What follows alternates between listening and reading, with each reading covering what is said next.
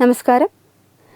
കേരളത്തിലെ ഇടതുപക്ഷ സർക്കാരിൻ്റെ സാംസ്കാരിക മുഖമായിരുന്ന കേരള സംസ്ഥാന ചലച്ചിത്ര അക്കാദമിയുടെ അമരത്ത് നിന്ന് പ്രേംകുമാറിനെ മാറ്റാനുള്ള പ്രധാന കാരണം അദ്ദേഹം ആശാവർക്കർമാരുടെ സമരത്തെ അനുകൂലിച്ചു എന്നതാണ്.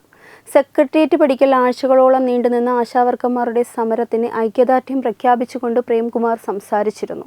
സംസ്ഥാനത്ത് വലിയൊരു സാംസ്കാരിക സംഗമം നടക്കുമ്പോൾ അതിനരികിൽ തന്നെ പാവപ്പെട്ട തൊഴിലാളികൾ നീതിക്ക് വേണ്ടി മുറവിളി കൂട്ടുന്നത് സർക്കാരിൻ്റെ പ്രതിച്ഛായയെ ബാധിക്കും. രാഷ്ട്രീയത്തിനപ്പുറം ഈ വിഷയം പരിഹരിക്കപ്പെടേണ്ടത് സർക്കാരിൻ്റെ ആവശ്യമാണ് എന്നായിരുന്നു പ്രേംകുമാറിൻ്റെ അന്നത്തെ നിലപാട്.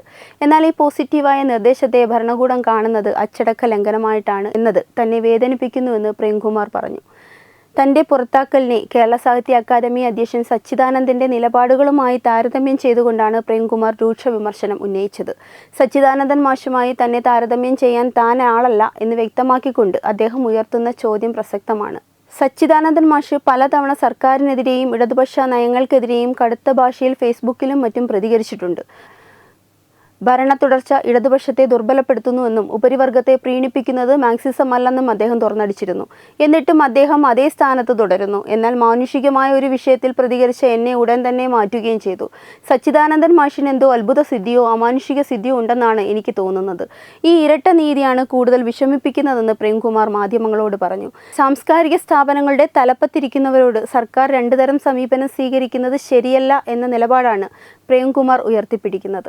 സ്ഥാനത്ത് നിന്ന് നീക്കുന്നത് സർക്കാരിൻ്റെ അധികാരമാണെന്ന് സമ്മതിക്കുമ്പോഴും അത് നടപ്പിലാക്കിയ രീതിയിൽ തനിക്ക് കടുത്ത അമർഷമുണ്ടെന്ന് പ്രേംകുമാർ വ്യക്തമാക്കി. ഒരു അറിയിപ്പോ മുൻകൂട്ടിയുള്ള ചർച്ചയോ ഇല്ലാതെ മാധ്യമങ്ങളിലൂടെയാണ് താൻ പദവിയിൽ നിന്ന് നീക്കപ്പെട്ട വിവരം അറിഞ്ഞത്. വീട്ടിൽ ജോലിക്ക് വരുന്ന ഒരാളോട് പോലും പിരിഞ്ഞു പോകാൻ പറയുമ്പോൾ ഒരു സാമാന്യ മര്യാദയുണ്ട്. കൂടെ പ്രവർത്തിച്ചവരോട് യാത്ര പറയാനോ അവർക്ക് നന്ദി പറയാനോ ഉള്ള അവസരം പോലും എനിക്ക് നൽകിയില്ല. ഒരു മാന്യമായ യാത്രയപ്പ് ഞാൻ പ്രതീക്ഷിച്ചുവെങ്കിലും ഈ രീതിയിലുള്ള പുറത്താക്കൽ തികഞ്ഞ അനാദരവാണെന്ന് അദ്ദേഹം പറഞ്ഞു.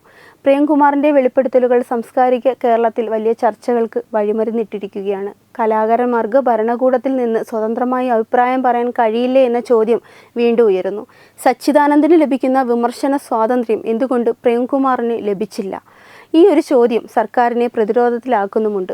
അതേസമയം പുതിയ അക്കാദമി ചെയർമാനായി ഓസ്കാർ ജേതാവ് റസൂൽ പൂക്കുട്ടി ചുമതലയേറ്റു കഴിഞ്ഞു. പുതിയ നേതൃത്വം വരുമ്പോൾ ഉള്ള സ്വാഭാവികമായ മാറ്റങ്ങൾ മാത്രമാണ് ഉണ്ടായതെന്നാണ് ഔദ്യോഗിക വൃത്തങ്ങളുടെ വിശദീകരണം. എന്നാൽ പ്രേംകുമാർ ഉയർത്തുന്ന നീതി നിഷേധം എന്ന വിഷയം വരും ദിവസങ്ങളിലും സജീവമായി നിലനിൽക്കുമെന്ന് ഉറപ്പാണ്. വെബ് ഡെസ്ക് തത്തുമൈ news. Brought you by Kerala AIDS control society. HIV/AIDS സംബന്ധമായ സംശയങ്ങൾക്ക് 1097 എന്ന 24 മണിക്കൂറും പ്രവർത്തിക്കുന്ന ടോൾ ഫ്രീ നമ്പറിലേക്ക് വിളിക്കുക. വാട്സാപ്പിലും ഫേസ്ബുക്കിലും ഒക്കെ സ്റ്റാറ്റസ് അപ്ഡേറ്റ് ചെയ്യാറുണ്ടല്ലോ. HIV സ്റ്റാറ്റസോ HIV പിടിപെടാനുള്ള സാഹചര്യങ്ങളിൽ കൂടി അറിഞ്ഞോ അറിയാതെയോ കടന്നു പോയിട്ടുണ്ടാവാം. എന്ത് തന്നെയായാലും മുൻകൂട്ടി പരിശോധിച്ച് HIV സ്റ്റാറ്റസ് അറിയൂ. സൗജന്യ HIV പരിശോധനയും കൗൺസിലിങ്ങും ആരോഗ്യ കേന്ദ്രങ്ങളിൽ പ്രവർത്തിക്കുന്ന ICTC അഥവാ ജ്യോതിസ് കേന്ദ്രങ്ങളെ സമീപിക്കുക. നിങ്ങളുടെ സ്റ്റാറ്റസ് എന്തായാലും വിവരങ്ങൾ രഹസ്യമായി സൂക്ഷിക്കുന്നതായിരിക്കും.